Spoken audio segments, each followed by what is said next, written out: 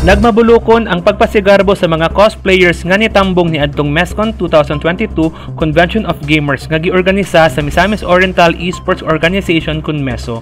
Sa pakigtimbayayong sa AGCDO, isip community partner alang sa mga cosplayers ni adtong Abril 25, 2022 hangtod Mayo 1, 2022 dito sa Limkit kay Atrium, Cagayan de Oro City. Suot ang mga klase-klaseng mga costumes gikan sa mga karakter sa anime, video games ug pop culture, nagmalipayon ug nagmadasi ni rampa ang mga cosplayers sulod sa 7 ka adlaw nga gipahigayon nga MESCON 2022. Kapin katusan ka mga cosplayers ang nitambong sa kalihukan nga nagikan dili lamang sa Misamis Oriental ug Cagayan de Oro apan nagikan sa mga laing-laing lugar sa Mindanao ug uban party sa nasod sa Pilipinas.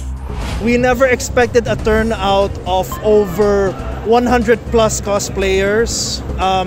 There were also some that registered for our contest, but there were even more that were in the crowd. And it really surprised that even after the pandemic, the spirit and the art of cosplay is still very much alive. And we're very proud and happy that we were able to give an avenue for all of our cosplayers, not only limited to Cagayan de Oro, but for everyone who loves cosplay to really come here and enjoy the event.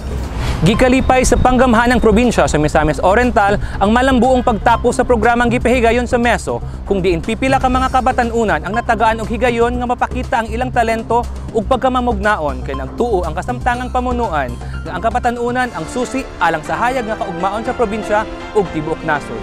Ako si Lambo Jesse Alvarez Andaliasa para sa Miss Or Balita.